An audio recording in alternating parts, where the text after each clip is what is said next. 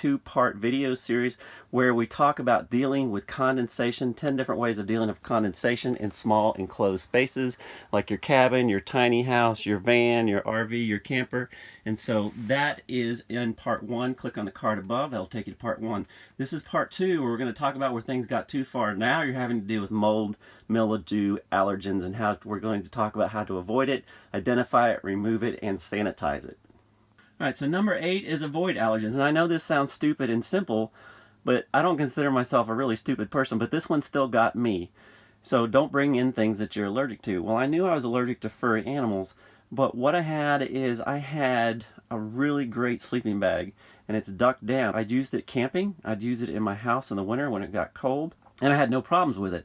But I started using it in here, in my enclosed 98 square feet, and all of a sudden when I laid down I started having breathing difficulties, and I just started removing things and taking things away, and what I have realized is I have a mild allergy to duck down, and it wasn't until I was in a very enclosed space.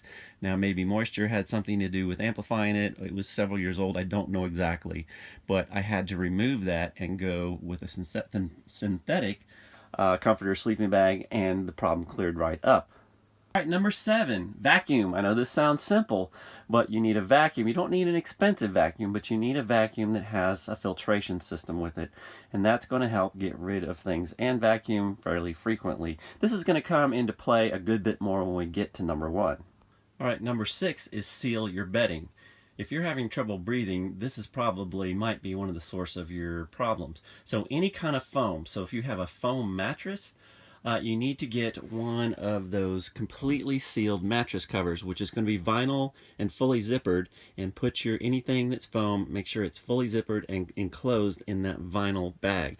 Now for the pillows, they make zippered pillow covers that are non-allergenic, and they're machine washable, and I have that on all my pillows plus a fresh pillowcase. So that has helped me in sleeping. So make sure anything that can absorb water in bedding is sealed up. So let's talk a little bit about organic fabrics. What I have found is that mold and mildew love cotton. So anything that's cotton is going to be something that it's going to want to grab hold on to. Also the moisture wants to get into it.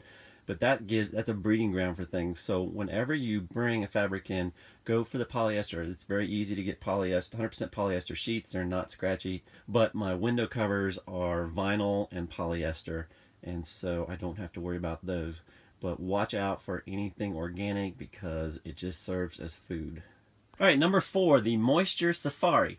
So what you want to do on a regular basis, I did it for quite a while every morning. Now I do it every few days, is I just go around and I check everything. I open up cabinets, I use my hand, I get down behind here, pull things out, stick my hand back here, feel for any moisture on the wall, ceiling, down here on my walls, and I keep track of it. What I'm doing, is it making it better? Is it getting worse? What affects it? And how you can improve it. But go and check everything, and this will show you where your weak points are. So number 3, and this one really got me, and I even tried not to let it get me, but raw wood. This one, well, I very carefully, if you notice, everything in here that's wood is painted and sealed, but I wasn't 100% on that. Now part of my little teeny roof leak that started right up here in these small lights went down through an aluminum trough support panel, came down in this corner, came down this back wall, and came down into this bin. Well, I had painted and sealed the entire bin, insulated and everything, and I was looking down here and I had a puddle of water, but I just happened to look up and I had not painted this. This was raw plywood up here, and it was just covered in mold. So we'll talk about how to handle that when it happens, but that's the kind of things you got to look for, every little surface. Also on the edges of things. The back inside here, even though this side was painted and the other side comes sealed and waterproof, it got into the edge where I had cut it with the saw. That moisture had got in the edge of it and had gotten into the wood. But I caught it before it became a problem, but it was working its way through it even though I sealed it. So let's talk about mold and mildew removal.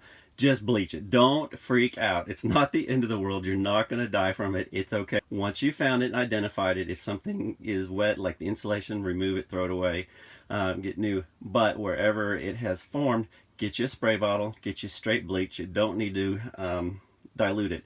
and just spray it, douse it with bleach. And then after about a half hour, I take a paper towel and I kind of smear it around, make sure it got everywhere. And one key is there's a lot of water in bleach. In fact, bleach is mostly water.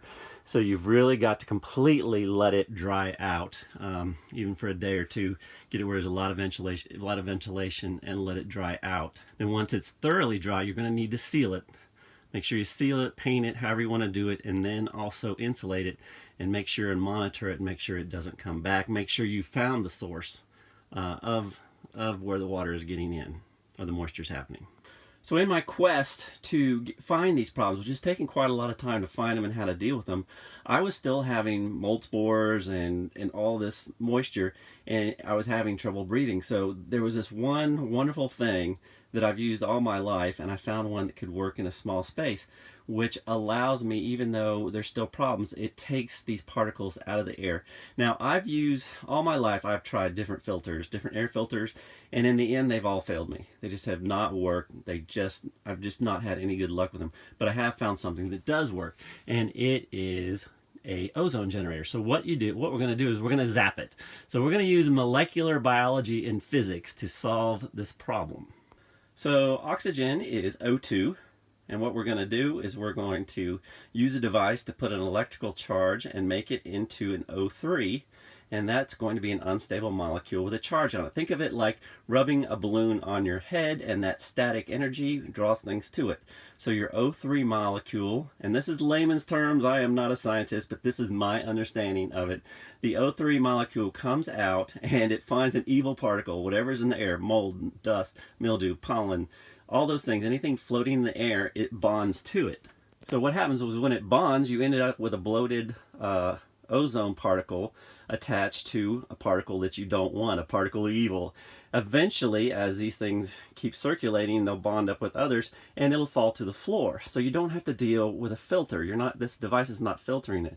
So these fall to the floor, and then we were talking about the vacuum, then you're going to vacuum these things up. Now what does one, you can get big ozone generators, but I love this one. This one is awesome. It even has a smiley face on it. It's extremely small, very low powered. So the air goes in here, gets an electrical charge, becomes O3, and comes out here. It has a low and a high setting. Now these are very inexpensive, use very little power, and this is one of the few. Most of these now are going to timer buttons. So there'll be a button and you can only run it for 30 minutes at a time. So I know you've probably heard bad things about ozone, but I'll tell you, if you've been to a hotel room, they've used an ozone generator at some point. They use them to remove smells. When somebody's done a bad thing in the room, they use these to get rid of smells, because the smell is particles in the air. Now what I like about this one is this one still does not have a timer, and what I use it for, the directions from the manufacturer, don't use it for more than 30 minutes and don't be in the room when you use it. So what I like to do is whenever it's cold and the place is closed up and I leave for the day or for a few hours, I will put this thing all the way on high, and I will just let it zap everything in the air. When I get back, I can turn it off. So I'll show you what it looks like when it's plugged in. And the link to this, of course, will be below. But this is made really for bathrooms and closets, so it works pretty well. Plug it in here. I'll go ahead and put it on high. And if we can look right in that little hole there, that's where the magic is happening. Just blows out through there.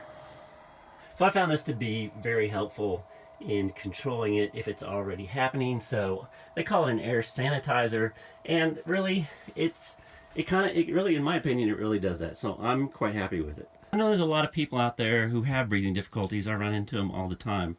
And so I hope if you have breathing troubles and you want to breathe healthy air, that you found these videos helpful, and that if you do have these problems and you limited yourself to not going camping for a lot of these reasons I've gone over, that this will give you some ideas that maybe you can give it another try. So I appreciate you watching these videos, and I noticed from my analytics that about 80% of people who watch my videos don't subscribe. So if you like these videos and you would like me to keep making them, it would really help me out if you do subscribe and hit that like button. So we'll come up with something new and exciting in the next video.